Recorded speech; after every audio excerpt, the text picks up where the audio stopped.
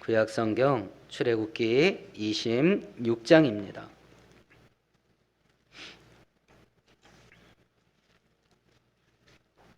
120페이지입니다. 1절부터 14절까지 한 절씩 교독합니다. 너는 성막을 만들되 가늘게 꼰 배실과 청색, 자색, 홍색 실로 그룹을 정교하게 수놓은 10폭의 휘장을 만들지니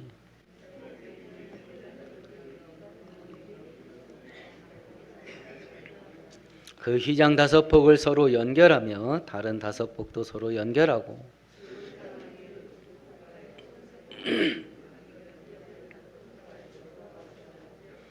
휘장 끝폭가에 고 신계를 달며 다른 휘장 끝폭가에도 고 신계를 달고 그 고도를 서로 마주보게 하고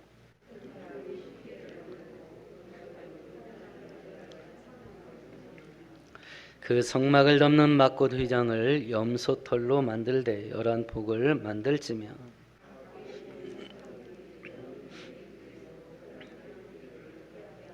그 휘장 5폭을 서로 연결하며 또 6폭을 서로 연결하고 그 6째 폭 절반은 성막 전면에 접어 들이우고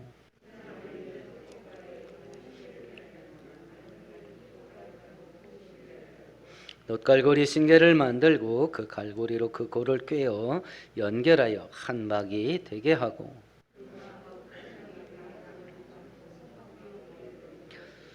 막곳 휘장의 길이에 남은 것은 이쪽에 한 규빗 저쪽에 한 규빗씩 성막 좌우 양쪽에 덮어 늘어뜨리우고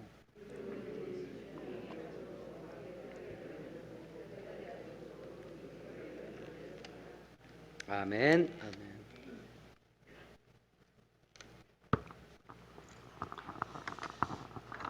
강대상 쪽 불 좀 꺼주세요.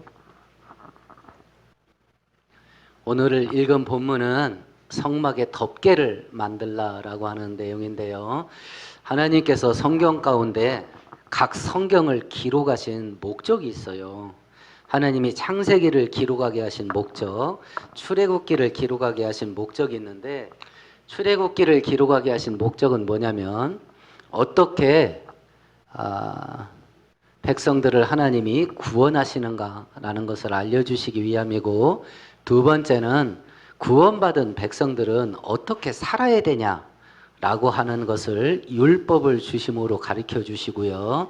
세 번째는 우리가 지금 몇 주째 계속 원풍기 좀 꺼주세요. 계속 살펴보는 것처럼 성막과 그 성막 안에서 드려지는 제사제들을 통해서 구원받은 백성들이 어떻게 하나님께 가까이 가고 하나님과 함께 동행하고 하나님과 함께 살아갈 수 있냐, 요걸 가르쳐 주시기 위해서 출애굽기를 기록하십니다.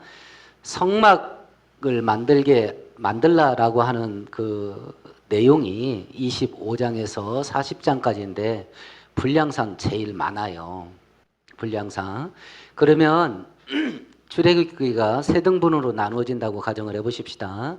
애굽에서 구원받는 과정, 10개의 재앙이 쏟아지는 과정, 그리고 광야를 행진하는 과정, 그 광야 속에서 율법을 받게 되고요. 그리고 성막을 만드는 과정, 요 세 등분으로 나누어지는데 분량상 성막을 만드는 과정이 제일 길다면 출애굽기를 통해서 하나님이 우리에게 교훈하시는 것은 하나님께 구원의 은혜 받는 거 중요합니다. 하나님께 광야 인도함 받으면서 만나를 먹고 필요한 것들을 공급받고 인도함 받는 거 중요합니다. 근데 적어도 우리가 이 땅 살아가는 동안 가장 중요한 게 뭐냐면 매일 하나님과 어떻게 가까이 하고 매일 하나님과 어떻게 동행하면서 살 거냐, 이게 제일 중요한 거예요. 그걸 알려주는 게 성막인데 성막을 만들라는 분량이 제일 많다는 이야기는 우리가 이 땅에 살아가는 동안 제일 중요한 게 뭐냐? 하나님과 동행하는 거예요. 그러면 하나님과 동행하는 방법이 뭐냐? 그걸 성막을 통해서 얘기해 준 거예요. 하나님께서. 성막을 만들게 하는 이유는 하나님은 영으로 존재하시기 때문에 형상이 없어요. 그래서 우리 연약한 인간들은 눈에 보이는 게 없으면 초점이 잘 안 맞아요. 우리가 십계명을 살펴봤습니다만 어떤 하나님 형상을 만들어 놓고 이게 하나님이다라고 하면 안 됩니다. 그러다 보니까 이 신앙의 초점이 흩어지는 거예요. 비는 게 없으니까. 그래서 하나님께서 눈에 보이는 성막을 만들어서 눈에 보이지 않는 하나님이 살아계시다는 것과 우리와 함께 있다는 것과 우리와 만나고 동행한다는 것, 요걸 확증시켜주는 눈에 보이는 증거물로 준 것이 성막이에요. 그런데 이 성막을 예수님께서 뭐라고 말했냐면 성경 같이 읽어봅니다. 말씀이 육신이 되어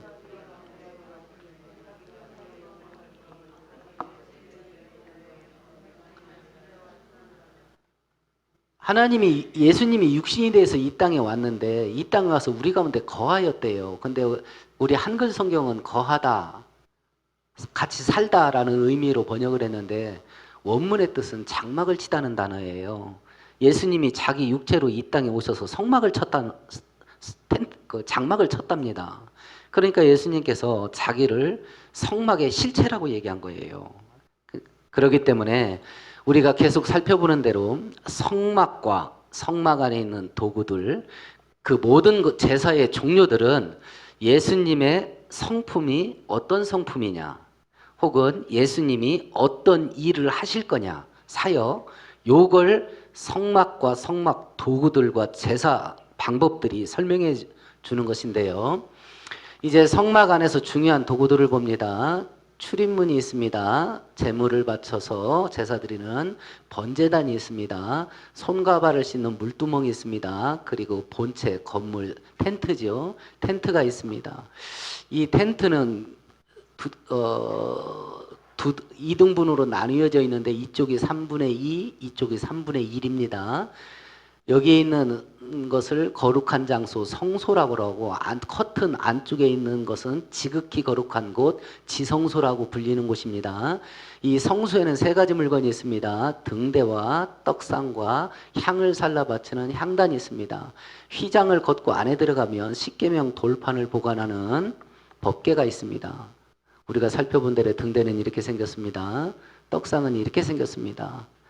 분향단은 향을 살라 바치는 건 이렇게 생겼습니다. 작은 탁자라고 생각하시면 돼요. 근데 손을 대면 죽으니까 이동할 수 있게 이렇게 이동용 막대기로 고리를 만들어 가지고 막대기를 끼어 있는 작은 탁자라고 생각하시면 됩니다. 법궤도 똑같은 나무 상자 모양으로 되어 있고요. 성막은 하나님께 나아가는 과정을 우리들에게 보여줍니다. 그러니까 이 성막을, 이 출입문을 통해서 법궤가 있는 지성소에 들어가는 과정을 우리는 매일 반복하는 겁니다. 매일. 첫 번째는 출입문으로 들어갑니다. 예수께서 요한복음에 자기가 출입문이라 말씀하시지요. 그래서 하나님께 나아가는 출입문은 예수님밖에 없어요. 번제단을 통과합니다. 하나님께 나가려면 죄 용서함 받아야 돼요. 죄가 해결돼야 됩니다. 그래서 번제단은 십자가를 상징합니다. 죄 문제, 속죄 제사를 드려서 죄를 용서함 받아도 계속 살다 보면 죄와 불순종 가운데 삽니다. 그것을 손발을 씻는 물두멍으로 표현을 합니다. 회개하는 과정으로 하나님께 나가고요. 성소에 들어가서 금 등대로 비침을 받습니다. 인도함을 받고 떡상에서 생명의 양식 되시는 생명의 말씀을 먹으면서 분향단 기도의 무릎을 통해 하나님께 나갑니다. 그리고 법궤 하나님을 만나는 자리로 가요. 그래서 우리는 1번, 2번은 반복하지 않습니다. 출입문으로 한번 들어가고 십자가에 피 흘려 들어가신 예수님의 보혈의 피를 믿음으로 죄 용서함 받는 과정은 한 번 예수 믿으면 두 번 다시 반복 안 합니다. 그래서 예수 믿는 성도들은 3번부터 매일 반복합니다. 3번부터. 오늘은 뭘 만들으러 가냐면 지붕 덮개예요. 이 지붕 덮개가 4겹으로 되어 있어요. 4겹. 그러니까 덮개가 4중으로 되어 있는 건데, 그러니까 이 덮개는 지붕 역할을 하는 겁니다. 이 덮개를 만들어라 하는 것인데, 제일 안쪽에 있는 덮개, 그러니까 실내에서 봤을 때 천장이 되는 거죠. 성경같이 읽어봅니다. 너는 성막을 만들되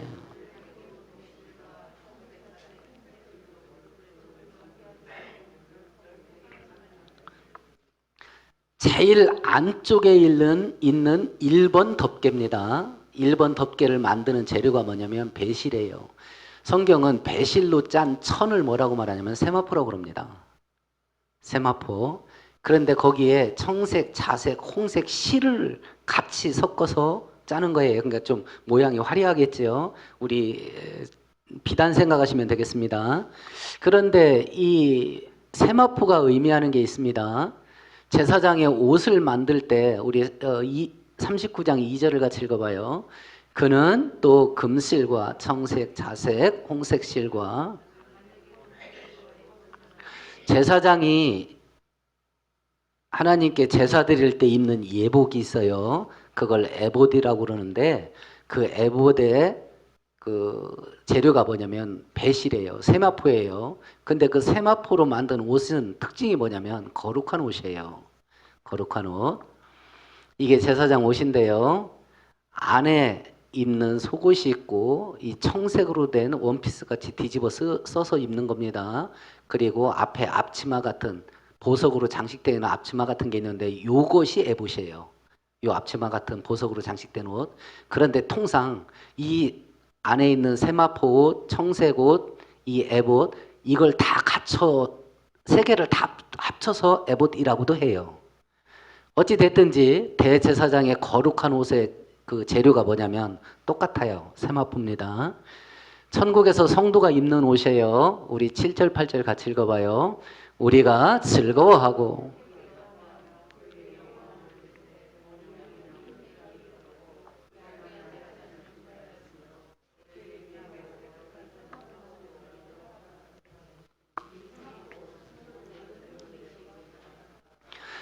성도들이 천국에서 입는 옷을 뭐라고 말했냐면 세마포옷이라 그랬어요. 그러면 성전 안쪽에 있는 가장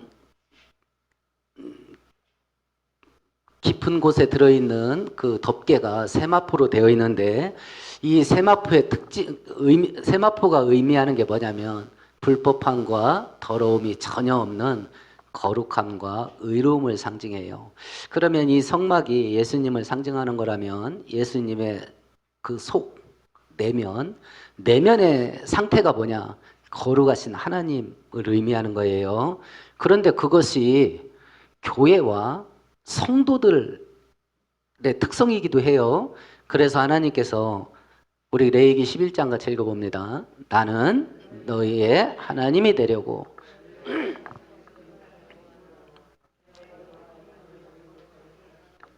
이 특성은 너희들 특성이 돼야 된다 라고 교회와 성도들에게도 명령하신 거예요. 그러면 이제 우리가 이런 말씀을 들으면 이제 내가 내 속을 들여다봐야죠. 내 속의 상태가 어떤 상태인가 라고 하는 걸 돌아봐야 되고 성도와 교회의 가장 깊은 내면의 상태는 거룩과 의로움이에요. 이게 없다는 걸 불신자들도 알게 됐던 거예요. 그래서 이 난리가 난 거예요. 교회 다닌다면 요거도 먹고 교회라고 하면 성도라고 하면 손가락질하고 조롱하고 성경은 교회와 성도들의 내면의 상태가 어떤 상태여야 되냐 더러움과 불결함이 하나도 없는 의와 거룩한 상태여야 된다라고 하는데 교회에 이게 그동안은 이제 우리 성도들이 가면을 잘 썼죠. 몇십 년 동안 가면을 잘 써서 불신자들이 속아 넘어갔던 거죠. 근데 교회와 성도들 안에 저게 없어졌다는 걸 이제 불신자가 아는 거예요. 그래 이제 요구를 하는 것이요. 두 번째 덮개는 같이 읽어봅니다. 그 성막을 염소 털로 천을 만들어라. 염소 털로 천을 짜라는 거예요. 그래서 두 번째 덮개는 염소 털로 짠 천입니다. 세 번째 덮개입니다. 같이 읽어봅니다. 붉은 물들인 수양의 가죽으로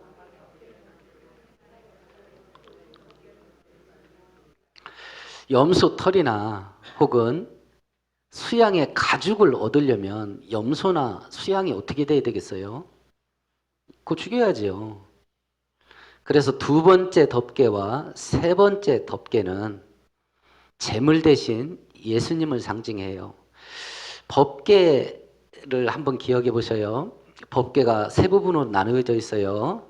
법궤 상자가 있고 그 안에 십계명 돌판이 들어있고 천사 두 명을 이렇게 조각해 놓은 법궤 뚜껑이 있습니다. 하나님 입장에서 법궤에서 가장 중요한 게 뭐라고 그랬어요? 하나님 입장에서 십계명입니다. 하나님의 법이에요. 하나님의 원칙입니다. 그래서 하나님 입장에서는 제일 중요한 게 십계명이에요. 십계명 돌판. 그러면 우리 입장, 사람 입장에서 가장 중요한 건 뭐라고 기억나셔요? 법궤 뚜껑이지요. 법궤 뚜껑 이름이 뭐예요? 속죄소. 죄를 용서함 받는 장소. 법궤 뚜껑 이름이에요. 그러니까 법대로 가면 우리 다 죽어야 돼요. 그런데 속죄소, 법궤 뚜껑이 법대로 집행되는 걸 덮어줘요. 두 번째 덮개, 세 번째 덮개 역할이 속죄소 역할을 하는 것 같아요. 죄를 덮어주는 덮개 역할을 해요. 그래서 두 번째, 세 번째 덮개를 통해서 우리에게 말씀해 주는 의미는 이겁니다. 성경같이 읽어봅니다. 인자가 온 것은 섬김을 받으려 함이 아니라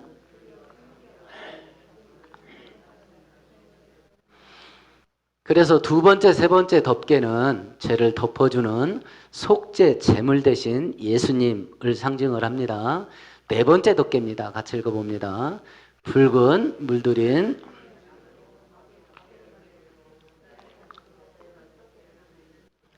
지금은 해달이 천연기념물이라 해달 가죽으로 만들면 얼마나 값비싸겠어요. 근데 이 해달 가죽은 아까 그 성막 그림을 보셨겠지만 장식이 없어요. 원래 색깔은 흑갈색이랍니다. 갈색인데 진한 거. 그러니까 멀리서 보면 검정색이에요. 아무런 장식이 없습니다. 투박합니다. 그래서 해달의 가죽이 상징하는 걸 이걸로 봐요. 같이 읽어봅니다. 그는 주 앞에서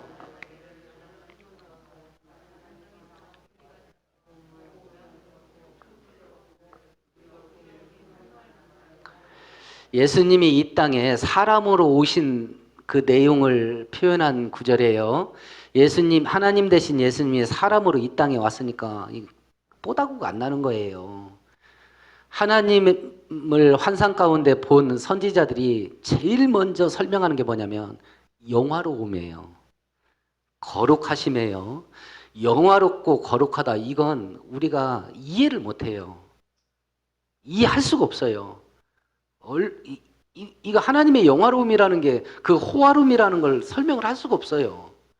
그런데 그 하나님이 이렇게 죽으면 썩어 없어질 육체를 가지고 이 땅에 왔을 때 모양나는 게 하나도 없다. 볼만한 게 하나도 없다. 그래서 해달 가죽 덮개는 육체로 이 땅에 오신 인간 대신 예수님을 상징하는 거로 봐요. 이제 성막 덮개와 예수님의 관계를 이제 종합해 보십시다. 세마포 덮개는 죄와 부정한 것 없는 거룩함과 의로우신 하나님을 상징하는 거고요. 두 번째 덮개와 세 번째 덮개는 죄를 덮는 역할을 하시는 속죄 제물 되시는 예수님을 상징하고요. 해달 가죽 네 번째 덮개는 약하고 볼품없는 인간 대신 예수님을 상징을 합니다. 그런데 이 성막과 교회와의 관계가 있어요. 같이 읽어봅니다. 너희가 하나님의 성전인 것과 이 성막과 성전 모델을 하나님께서는 교회도 똑같은 의미를 갖는다라고 말씀을 하셔요. 그렇다고 하면 우리가 지금 네 겹으로 되어 있는 성막 그 덮개의 의미들을 살펴보았는데, 그러면 이 성막, 예수님을 상징하고 있는 이 성막 덮개의 기능들과 역할들이 교회 안에서 나타나야 된다는 얘기예요. 성도들 안에서 나타나야 된다는 이야기입니다. 그러면 성막 덮개와 교회의 관계 속에 볼 때에 성막의 가장 안쪽의 덮개가 세마포예요. 거룩함과 의로움입니다. 그렇다고 한다면 교회와 성도의 내면의 상태가 뭐여야 되겠냐? 거룩함과 의로움이어야 돼요.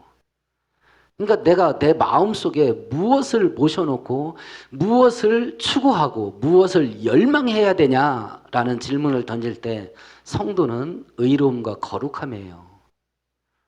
세상은 이 자리에 뭘 갖다 넣으라고 우리를 유혹하겠어요? 돈이야. 성공하고 출세해야지. 야, 백업 써봐라. 얼마나 무시당하냐. 그러니까 지금 정치인들이 하는 것처럼 별짓을 다 해서 그걸 하려고 하는 거예요. 한번 잠깐 사는 거다. 재밌게 살아야지. 편하게 살아야지. 즐기는 거 그게 최고야. 이 세 가지입니다. 1번 돈, 2번 성공 출세, 3번 편하고 재밌고 즐기면서 사는 거.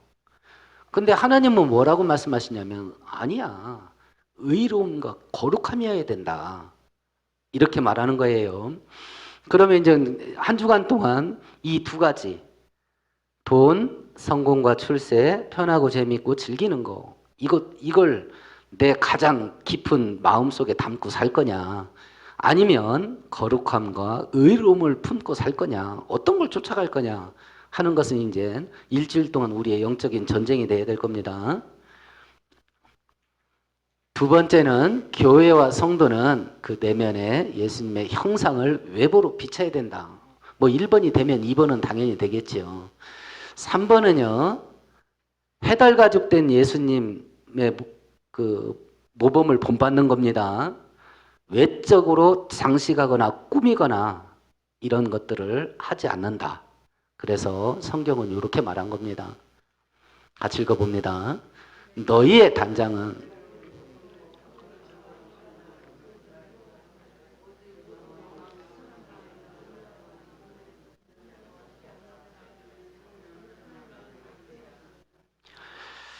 좀 고민이 될 겁니다. 바로 이런 성경의 흐름 속에 신약 성경은 그래서 성도는 외모를 꾸미는 일을 인생의 목표로 삼지 마라. 어떤 명예, 권력, 그리고 우리가 흔히 말하는 뭐 하는 척 하는 거, 있는 척, 아는 척, 힘 있는 척, 뭐 이런 거, 그런 거 꾸미지 마라. 진짜 성도가 해야 될 일은 심령을 꾸미는 거다. 심령을. 그렇다고 해서 성도들 옷 입고 다니지 빨가벗고 다녀라 이 말 아닙니다. 형편되는데 비싼 메이커 옷 입지 말라는 말도 아닙니다. 형편되면 사 입으셔요. 근데 빚내서 사 입는 건 하나님 앞에서 이거 바람직한 건 아닙니다. 빚내서 사는 것은 성도의 도리가 아니에요. 형편이 되면 한 벌에 수천만 원짜리 옷 입으세요. 형편이 되면. 하나님 주신 것 가지고 사는 건데요. 근데 빚내서 산다. 이건 그렇습니다. 말씀드리기가 조금 조심스럽습니다만 세상 유행이라는 게 있습니다. 외모를 꾸미는 유행이 있고 뭐 옷이라든지 액세서리라든지 장식품의 유행이 있습니다. 성도들이 이 신상을 사는 걸 어떻게 봐야 되냐? 이 말씀에 기초를 해보면 아 지금은 유행이 어떤 거야? 그걸 그 유행에 따라가야 될 거냐? 아닌 것 같습니다. 그러면 뭐 유관순 누나처럼 막 지금 그런 거 입고 다녀야 되냐? 그건 아닌데 유행의 흐름이 최첨단이 있습니다. 바뀌자마자 곧장 따라가는 거 그건 아닌 것 같고 한 발 늦게 심각한 거예요. 남자들 가운데 유행에 민감한 사람 예를 들어서 핸드폰 얘기해 보십시다. 저는 부목사를 있을 때 그런 동료 후배 부목사를 봐서 그래요. 컴퓨터가 됐든지 노트북이 됐든지 핸드폰이 됐든지 뭐가 됐든지 새로운 모델이 나오잖아요. 기존 모델을 팔고 새 것을 사. 그러니까 신상품 사야 돼. 그거 아니면 자기 질이 떨어진다고 생각하나 봐. 남자들은 이런 함정에 빠질 수 있고 뭐 여자들은 뭐 신상이 널렸지요. 널렸습니다. 그런 유행이 흐를 때에 맨 앞자리에 가려면 뭐 하고 있어야 돼요? 뭐 하고 있어야 맨 1번 앞칸에 탈 수 있습니까? 유행의 제일 앞자리에 앉으려면 뭘 하고 있어야 돼요? 신경 쓰고 있어야지. 뭐 새로운 모델 나오는 거 없나? 그래서 그거 하지 말라고요. 신경 써야 그거 앞차 1번 차 탄다니까. 맨날 뒤지는 거예요. 맨날. 뭐 신상 나온 거 없나. 그래서 하지 말라는 거예요. 그래서 만일 더 돈이 많아서 비서를 두고 너 뭐가 신상품 나오는지 네가 봐 하고 나는 내면을 닦는 수양을 쌓는 의로움과 거룩함에 나는 신경 쓰고 정 그 유행에 민감하고 싶으면 비서 한 명 둘 형편되면 그때 하셔. 이해되시죠? 그걸 왜 하면 안 되냐면 늘 거기에 신경 쓰고 있어야 돼. 근데 우리의 신경이 어디로 가야 되냐면 내면으로 가야 되거든. 그러니까 마귀와 세상은 우리가 하나님을 향하지 못하게 별 시덥지 않은 것 가지고도 우리를 하나님으로부터 멀어지게 만든다니까요. 그러니까 우리가 늘 우리의 신경을 하나님께 초점을 맞추지 않으면 참다운 신앙생활을 할 수가 없어요. 교회 다니는 게 신앙생활 아닙니다. 하나님과 동행하는 게 신앙생활의 핵심이에요. 북한 성도들은 교회 안 다닙니다. 그러나 그들은 목숨 걸고 하나님과 동행합니다. 우리들은 교회 다닙니다. 근데 우리 안에는 신상이 있습니다. 그래서 하나님과 동행 안 합니다. 교회는 다니지만. 그래서 이 성막 덮개를 통해서 우리에게 주시는 교훈이 이거예요. 또 한 가지 우리가 염두에 둬야 될 겁니다. 성경 같이 읽어보십시다. 이 사람들은 다 믿음을 따라 죽었으며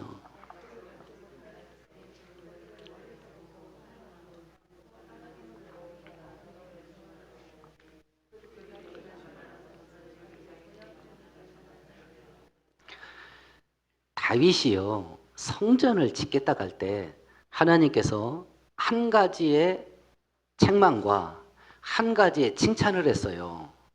칭찬은 기특하다. 네가 나 생각해 주는구나.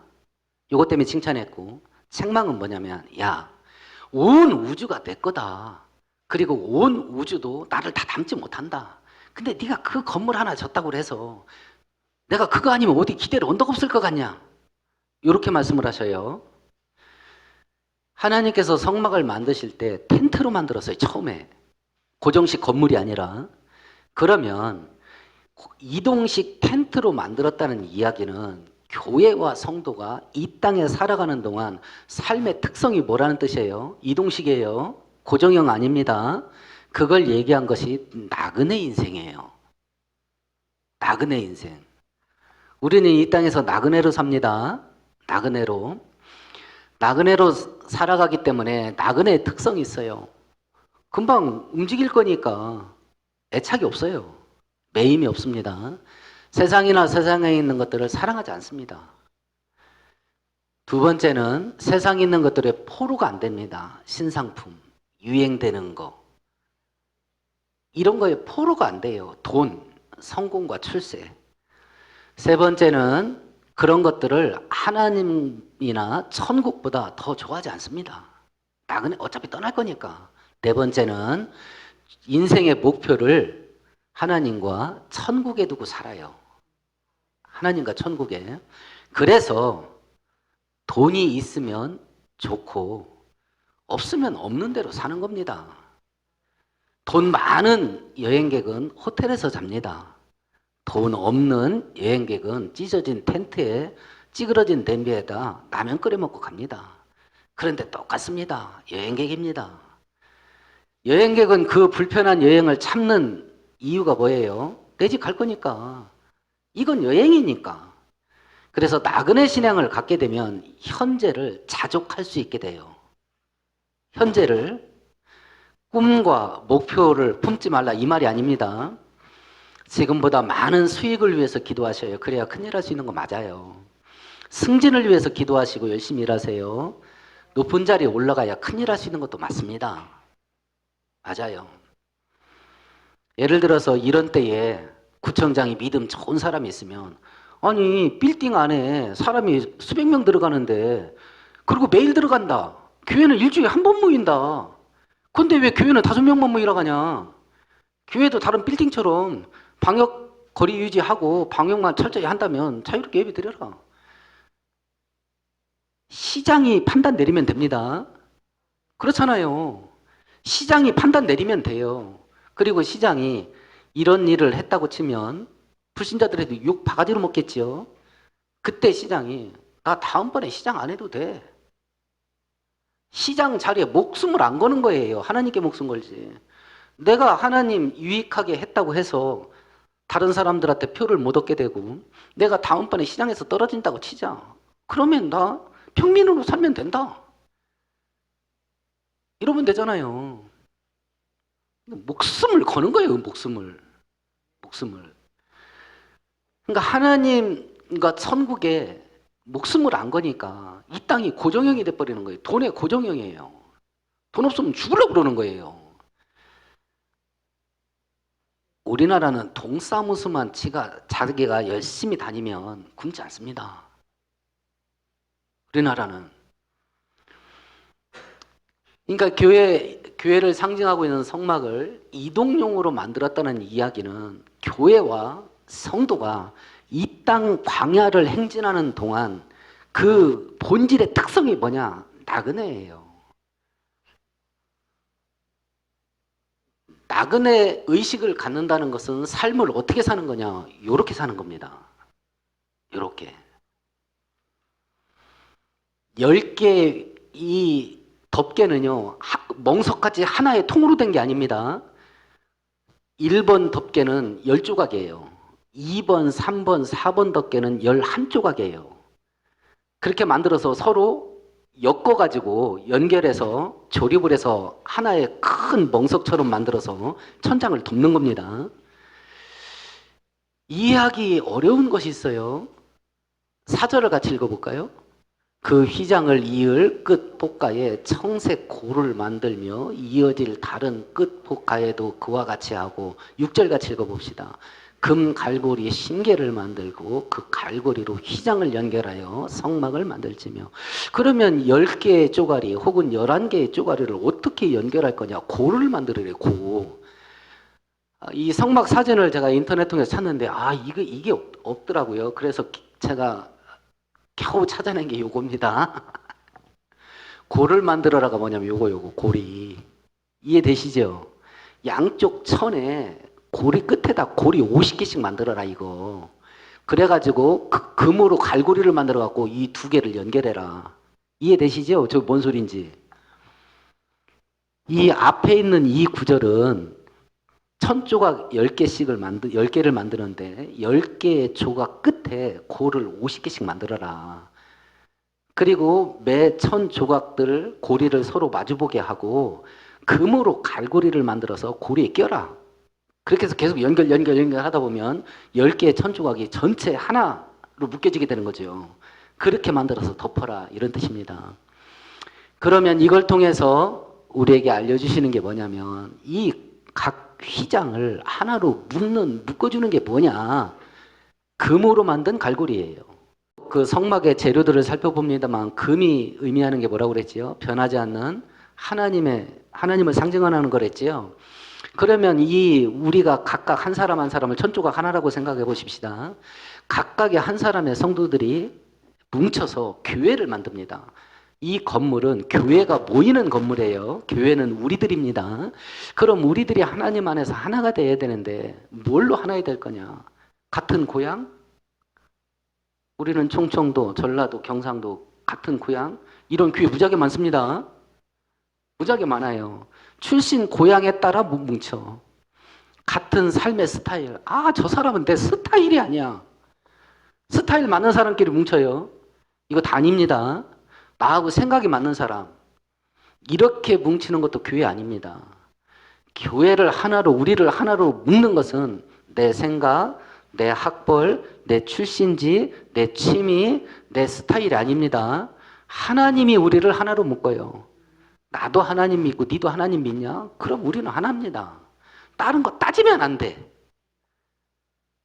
교회가 분열되는 게 뭐냐면 다른 걸 자꾸 따져서 그래. 너는 나하고 이게 틀려. 그걸 자꾸 들이대서 그래요. 각각의 조각들을 하나로 묶는 끈이 되는 건 뭐냐면 금 갈고리인데 신약 성경은 그걸 에베소서 4장 3절에 이렇게 말했습니다. 같이 읽어봅시다. 평안에 매는 줄로 성령께서 우리를 하나로 묶어줘야 된다. 그래서 우리 교회가 하나 되려면 교회 안에 성령 충만함을 위해서 기도해야 될 이유가 바로 여기 있습니다. 자, 이제 제 기능을 담당하는 교회를 향한 하나님의 약속이 있습니다. 이건 구약시대나 신약시대나 어디나 똑같습니다. 33절 같이 읽어봅니다. 이것을 너희에게 이르는 것은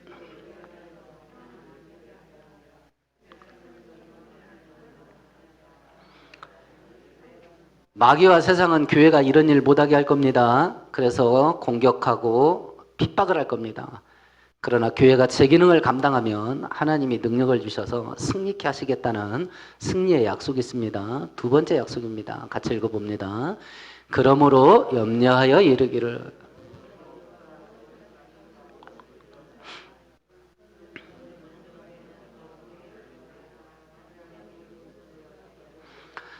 성도는 먹고 사는 걸 인생의 목표로 삼지 마라. 성도들은 덥게 성막에 덥게 그 뚜껑으로 우리에게 보여준 대로 내면을 의와 거룩함으로 채우고 죄를 덮어주는 예수 그리스도를 세상에 전파하고 그 일에 전념해라. 그러면 먹고 사는 문제는 내가 해결한다. 필요한 모든 것들을 채우시고 공급해 주시겠다는 약속이 있어요. 이런 약속이 현실화되는, 야, 이게 진짜다! 라고 하는 걸 체험하고 경험하는 사람은 하나님 말씀대로 사는 사람이 경험합니다. 그리고 그걸 경험하게 되면 신앙생활하는 게 진짜 재밌습니다. 진짜 역동성이 생기는 것이고요. 활력이 넘칩니다. 우리 1년 동안 험악한 일이 있겠지만 하나님의 은혜가 있으면 우리 승리합니다. 세상이 다 불경기래도 밤새 그물질에도 한 마리도 못 잡았잖아요. 그런데 예수께서 깊은 데 가서 금을 내려라. 하나님께서 고기 몰아주면 돈 법니다. 아무리 불경기라도 은혜를 사모하세요. 그리고 하나님이 기뻐하면서 하는 일을 하면서 사는 겁니다. 기도하십시다. 하나님 아버지, 우리가 하나님 뜻에 합당하게 살아가는 삶의 모습이 어떠해야 될지를 말씀을 통해서 교훈해 주셨습니다. 이 말씀대로 살게 되면 하나님의 약속들이 우리에게 부어지게 될 것이고 하나님의 능력으로 말미암는 크고 위대한 일들을 체험하고 경험하게 될 겁니다. 올 1년 동안 여러 분야에서 험악한 일들과 그리고 어두운 예측들이 우리를 절망스럽게 만들고 있사오나 어떤 일이 벌어지든지 하나님의 도우심과 은혜가 있으면 교회와 성도는 반드시 승리하게 될 겁니다. 이 승리의 열매들을 올 1년 동안 우리 모든 성도들이 차고 넘치게 체험하고 경험케 하옵소서. 예수님 이름으로 축복하고 기도합니다. 아멘.